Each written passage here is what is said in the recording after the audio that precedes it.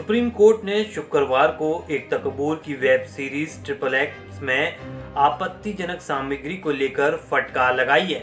Film producer और TV queen Ekta Kapoor ने supreme court में एक याचिका दायर की थी। इस पर सुनवाई हुई।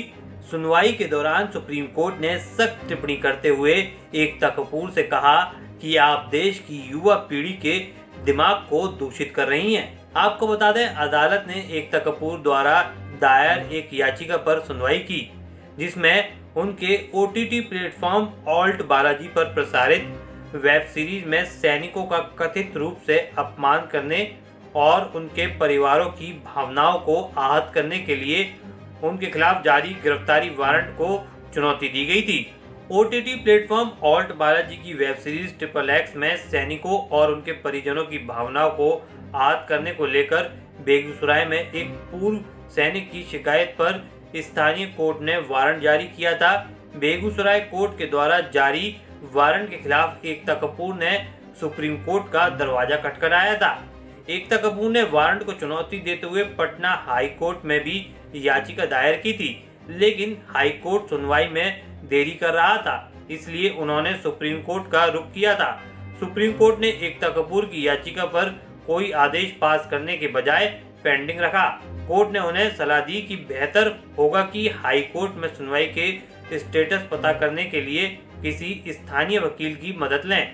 जज अजय रस्तोगी और जज CT रविकुमार की बेंच ने सुनवाई के दौरान कहा, कुछ तो किया जाना चाहिए। आप इस देश की युवा पीढ़ी के दिमाग को दूषित कर रही हैं।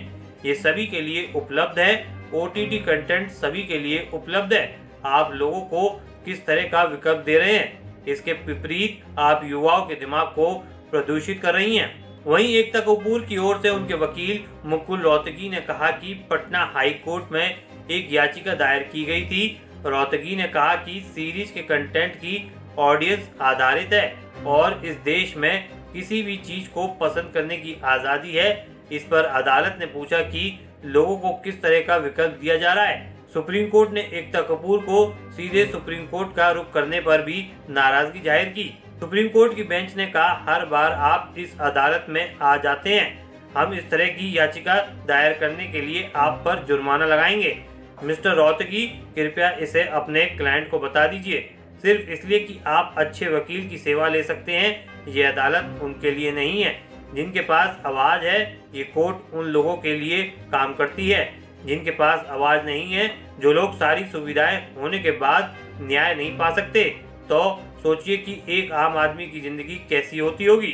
इस खबर में फिलहाल इतना ही। बने रहिए वन इंडिया हिंदी के साथ।